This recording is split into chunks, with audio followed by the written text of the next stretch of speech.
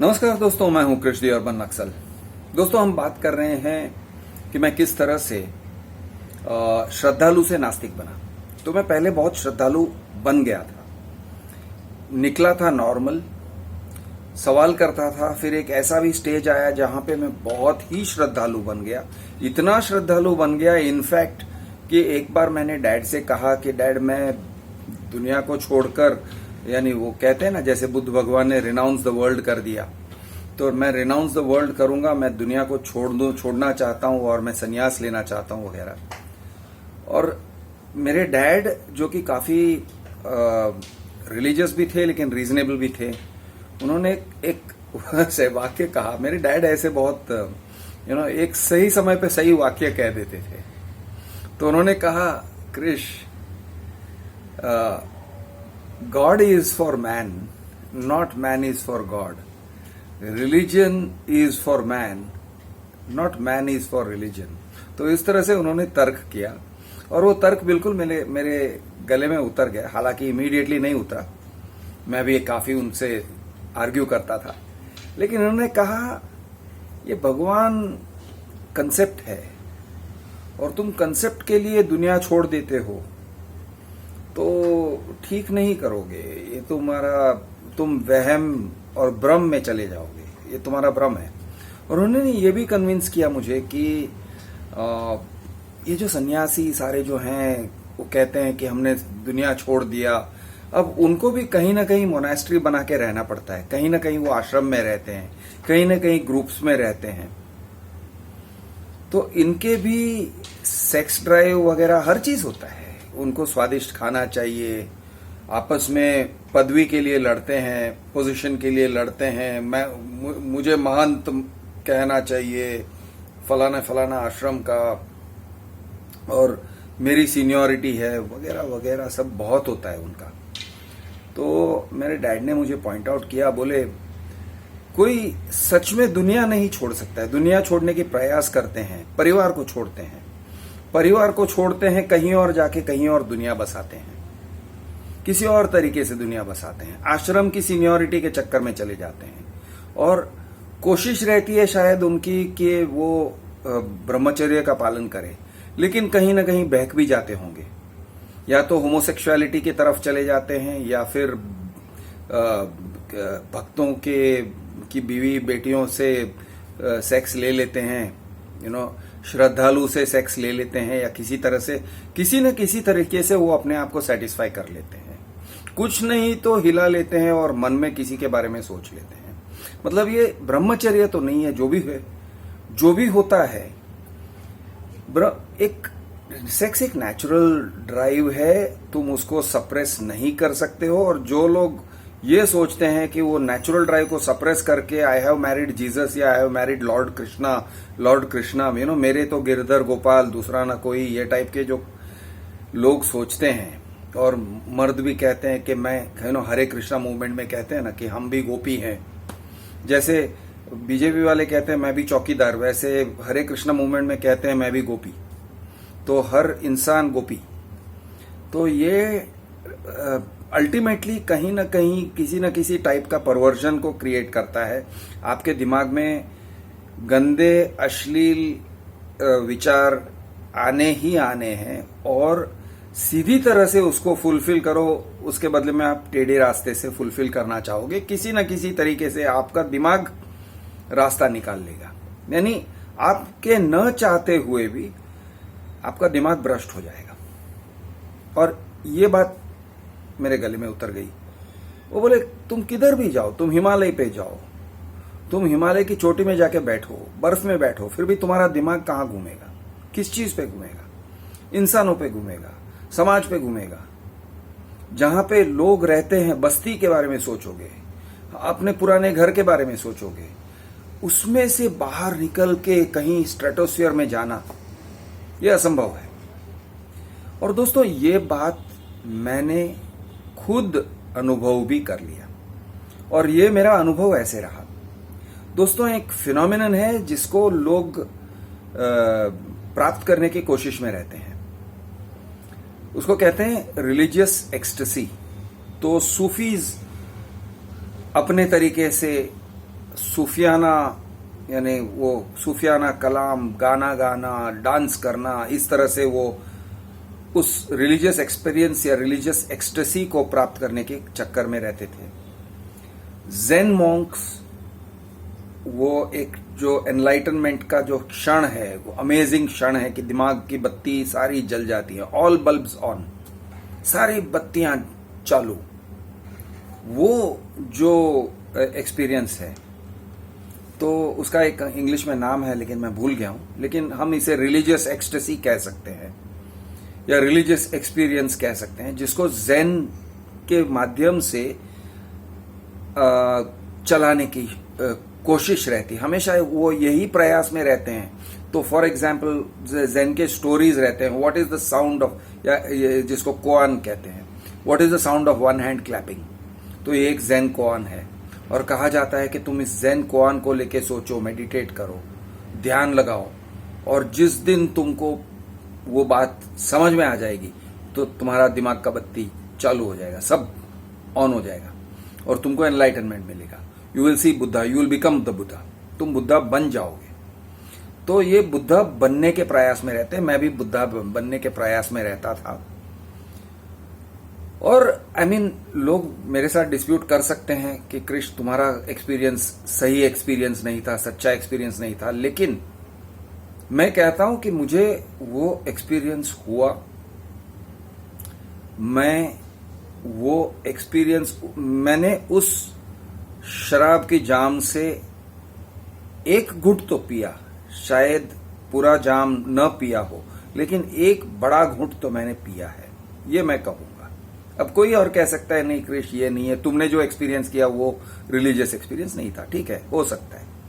तो हुआ ऐसे कि जैसे मैं कह रहा था, वो परमधाम मंदिर पे मैं जाता था और बड़ा क्वेश्चनिंग एटीट्यूड रहता था मेरा। तो फिर होते होते 11th 12th मेरा हो गया और शायद फर्स्ट ईयर कॉलेज चल रहा था। तो मेरे मॉम एंड डैड यहाँ मुंबई में रहते थे, मैं अकेले अहमदाबाद में रहता था, अकेले उस घर में रहता था। हमारा टेनेमेंट था, कंपाउंड था, बिल्लियां थी और मैं अपने आप से रह रहा था। टेरेस पे जाके कराटे का प्रैक्टिस करता था। कुछ दिनों हमारी जो कराटे प्रैक्टिस, यानी मेरे पुराने स्कूल के ग्राउंड, सेंट जेवियर्स के ग्राउंड्स पे हम दोजो ये करते थे, कुमिते करते थे, कुमिते मतलब स्पारिंग वगैरह करते थे। तो ये सब करके आता था और मैं मेडिटेट करता था, ध्यान लगाता था महर्षि महेश योगी के TM, ट्रांसेंडेंटल मेडिटेशन के तरीके से। तो एक दिन हुआ ऐसे कि मैंने एक शाम को मेडिटेशन भी किया, कराटे प्रैक्टिस भी किया, पूरा थका हुआ था और अचानक से मन हुआ कि मैं चल के मंदिर जाऊं। मैं निकला, रात के 10 बजने वाले थे और रात के 10 बजे को मंदिर को बंद कर देते थे वो। मैं शायद 9 सवा 9 को निकला। मैं मंदिर पे गया, बैठा। मेरे अंदर एक अजीब सा खालीपन, अकेलापन, खोखलापन महसूस हो रहा था। शायद वो, यानी क्योंकि मैं ओनली सन हूं, ओनली चाइल्ड हूं, तो एक लोनलीनेस का फीलिंग भी था। बहुत उस दिन भारी था मेरे ऊपर। मेरी कोई गर्लफ्रेंड वगैरह नहीं थी, फ्रेंड्स थे, उतना गहरा फ्रेंडशिप किसी से नहीं था, लेकिन अच्छे फ्रेंडशिप्स थे मेरे। पता नहीं क्यों एकदम खालीपन लग रहा था, अकेलापन लग रहा था। मैं वहां मंदिर में बैठा। जैसे मैंने कहा, मंदिर खुला हॉल है, हर तरफ से खुला है, सिर्फ सामने कांच है, कांच के पीछे भगवान की मूर्तियां हैं, बड़ी विशाल मंदिर है वो, ब्यूटीफुल। वो आर्किटेक्चर बहुत सुंदर है। आई होप सेम आर्किटेक्चर उन्होंने रिटेन किया है, पांडुरंग अथावले ने जो मंदिर बनवाया था। तो मैं वहां बैठा, मेडिटेट किया, ध्यान लगाया, ध्यान लगाने की कोशिश की और अचानक से मुझे रोना आया। मंदिर बंद होने वाला था, शायद 10-15 मिनट बाकी थे, और अचानक से मुझे रोना आया, बहुत रोना आया। मैं जिंदगी में कभी रोता नहीं हूं। वैसे मेरे पेट्स बहुत सारे थे, बहुत सारे मेरे पेट्स, यानी मेरे पास कम से कम 50-60 पेट्स तो रहे हैं, बिल्लियां, खरगोश, तरह तरह के पेट्स, तोते। मेरा पहला पेट मरा था तब मैं रोया था। उसके बाद मेरी खास करके रोने की आदत नहीं है। मेरे पिताजी गुजर गए, उसके बाद कम से कम 5 साल के लिए मैं रोया नहीं। 5 नहीं, 7 साल के लिए, 5 साल के लिए तो मैं नहीं रोया। 2017 में मेरे पिताजी गुजर गए। ये साल में कुछ महीने पहले अचानक से मुझे रोना आया और मैं रोया, बहुत रोया। यानी मेरी रोने की आदत नहीं है, मैं रोता नहीं। उस दिन बहुत रोना आया। मैं वहां मंदिर में करीब करीब अकेला था, कोई था नहीं, कोई आगे पीछे देखने वाला नहीं था। शायद कोई आया होगा, माथा टेक के गया होगा। उस मंदिर को लेके मेरे पास बहुत सारे स्टोरीज हैं, बहुत सुंदर स्टोरीज हैं। आपको वो भी बताऊंगा कि मेरे रिलीजियस एक्सपीरियंसेस वहां के क्या क्या हैं। बहुत हैं, बहुत सारे ख्याल वहां पर बैठ के आए हैं। और वहां पे नजदीक में चिन्मया मिशन भी था। चिन्मया मिशन के में भी कुछ, उसका भी आर्किटेक्चर बहुत सुंदर है। और वहां पर भी मैंने बहुत मेडिटेशन किया है और बहुत अच्छे अच्छे ख्याल आए हैं। और मैंने गीता ज्ञान यज्ञ में यानी मैंने भाग लिया कह सकते हैं, या चिन्मयानंद जी के हम ये सुनने जाते थे, प्रवचन सुनने जाते थे, मैं और मेरे डैड। तो मैंने वहां बहुत मैं कह सकता हूं कि स्पिरिचुअल प्रोग्रेस कह सकते हैं किया, ठीक है। लेकिन मैं नास्तिक हूं, तो स्पिरिचुअल प्रोग्रेस कहना चाहो तो कह सकते हो फिर भी। तो हुआ ये दोस्तों कि मैं परम धाम में बैठा हुआ था, परम धाम के मंदिर में बैठा हुआ था। रात के 10 बजने वाले थे। बहुत रोना आया, बहुत बहुत रोना आया। और मैं झुककर, सिसक कर, शायद मैंने चीखा भी होगा, रोया, दिल खोल के रोया। और मेरी रोने में कुछ भावना ऐसी थी कि भगवान ये क्या है, ये क्या है, ये क्यों है, क्या हो रहा है मेरे साथ, ये सब क्या हो रहा है। मेरे साथ कुछ भी नहीं हो रहा था, सब ठीक ठाक चल रहा था। ओके, सब कुछ ठीक ठाक चल रहा था, कुछ भी नहीं प्रॉब्लम थे, कोई प्रॉब्लम नहीं था। न गर्लफ्रेंड का प्रॉब्लम था, न स्कूल में पढ़ाई का प्रॉब्लम था, न कुछ कुछ कुछ कुछ कुछ भी नहीं था। कॉलेज का कोई प्रॉब्लम नहीं था, कुछ भी नहीं था। लेकिन अचानक से मैं अपने आप में सेल्फ पिटी में भर गया। मुझे अपने आप पे दया आ रही थी। बहुत रोया मैं, चीख चीख कर रोया, सिसक के रोया मैं। और अचानक से ऐसे लगा जैसे किसी ने मेरे दिमाग में लाइट ऑन कर दिया, स्विच ऑन कर दिया, टक। और मैंने रोना छोड़ा, मेरा रोना बंद हो गया। और मैं उस मंदिर से खड़ा हुआ और मुझे ये एहसास हो रहा था कि मैं अपने शरीर से बाहर के हर चीज के साथ कनेक्ट हो गया हूं। हर पेड़ से मेरा कनेक्शन है। ऊपर चांद दिख रहा था, उससे मेरा कनेक्शन है। हर चीज से कनेक्शन है। अचानक से मैं कनेक्टेड था, मैं दुनिया के साथ कनेक्टेड था। ऐसे लग रहा था जैसे कि मैंने मेरे शरीर का जो लिमिट है, वो लिमिट को छोड़ के मैं बाहर आ गया हूं। मैं शरीर के बाहर हूं। एक्चुअली नहीं, ऐसे ही था जैसे मेरा कॉन्शियसनेस नॉर्मल था, लेकिन एक महसूस हो रहा था, एक कनेक्शन महसूस हो रहा था, अजीब सा एहसास था। मैं हंसने लगा, मैं जोर जोर से हंसने लगा, मैं पागलों की तरह हंसने लगा। मैं सांस ले रहा था, ठंडी हवा थी, और सांस ले रहा था और ऐसे लग रहा था वाह क्या दुनिया है, क्या दुनिया है ये, और क्या मेरा सौभाग्य है कि मैं इस दुनिया से जुड़ गया हूं। और मैं ये दुनिया हूं। और वो अहम ब्रह्मास्मि कहते हैं ना, अहम ब्रह्मास्मि, कि मैं ब्रह्म हूं, मैं भगवान हूं, मैं हर चीज हूं, मैं हर चीज में समाया हुआ हूं।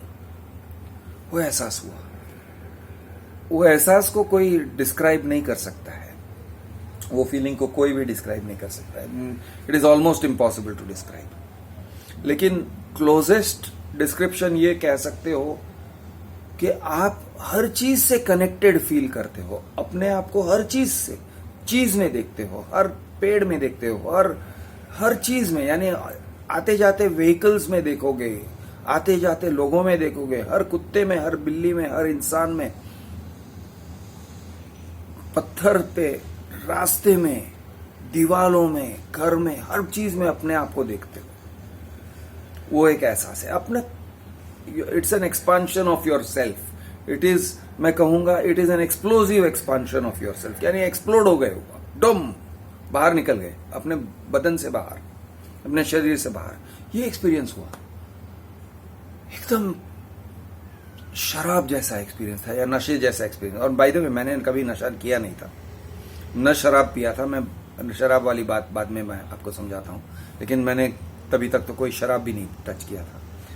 लेकिन मैं इसे नशे के सिवा कुछ कह नहीं सकता हूं कि एकदम ऐसा, it was a mind bending experience या माइंड ब्लोइंग एक्सपीरियंस था, माइंड ब्लोइंग। तो मैं देखते रह गया।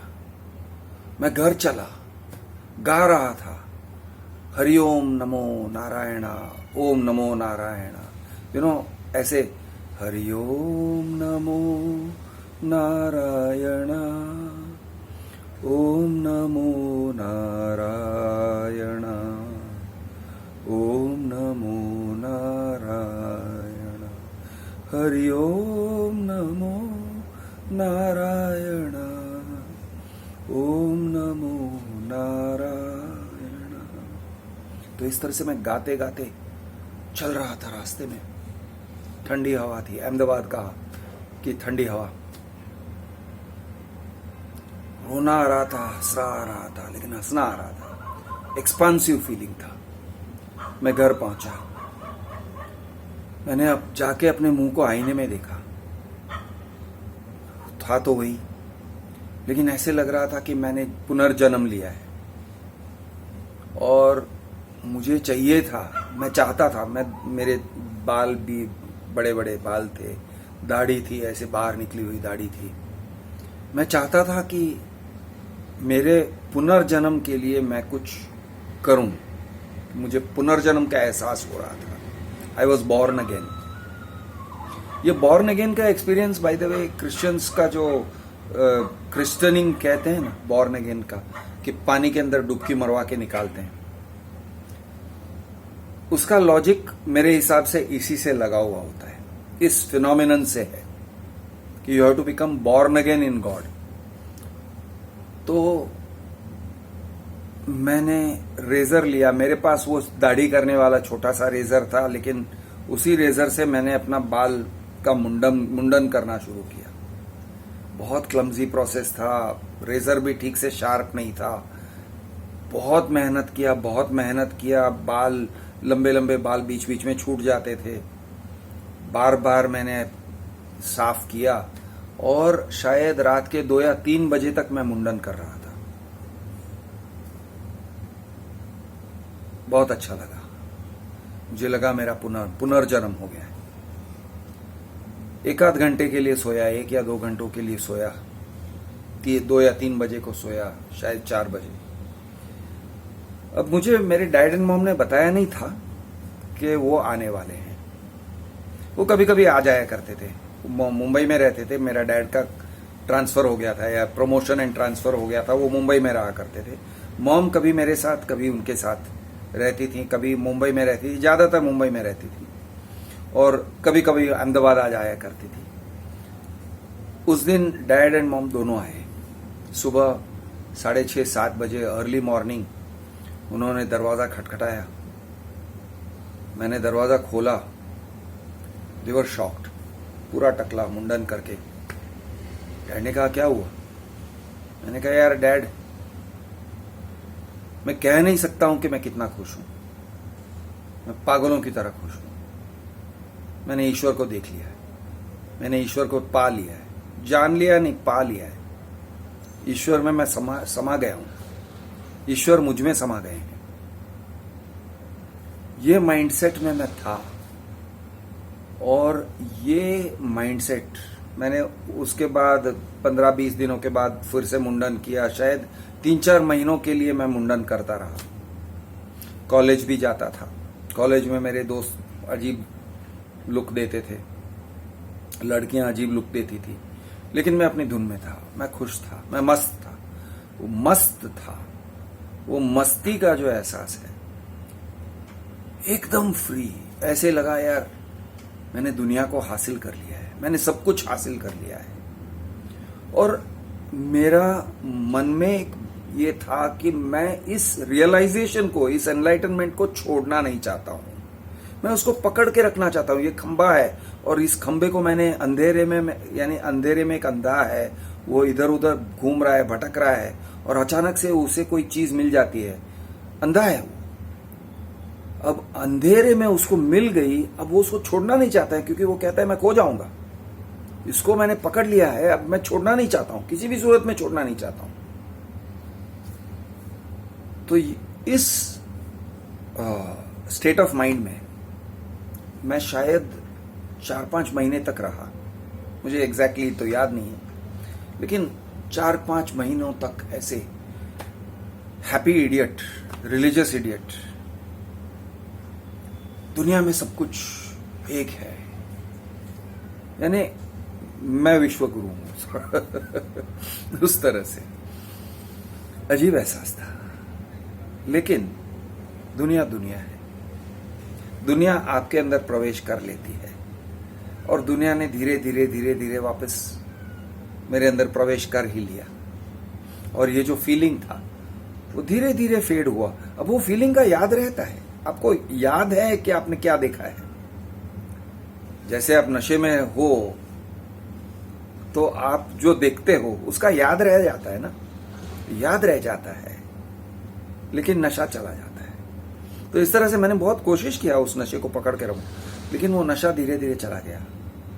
मैंने उसके बाद भी बहुत रिलीजियस स्टडीज किए, उसके पहले भी किया था, उसके बाद में भी किया, वो तो चालू रहा। तो ये चैप्टर तो चालू रहा। ऐसे नहीं है कि मैं संत बन गया, महात्मा बन गया, हालांकि मैं चाहता था, लेकिन बना नहीं। लेकिन इसके बावजूद, ये सब होने के बावजूद, मैं आपसे कहता हूं मैं नास्तिक हूं, और मेरा मानना है कि कुछ भी सुपर नेचुरल नहीं है। मैं आपको समझाऊंगा क्यों। मैं हूं आपका दोस्त कृष्णदेव बन्नक्शल। जय महाराष्ट्र, जय हिंद।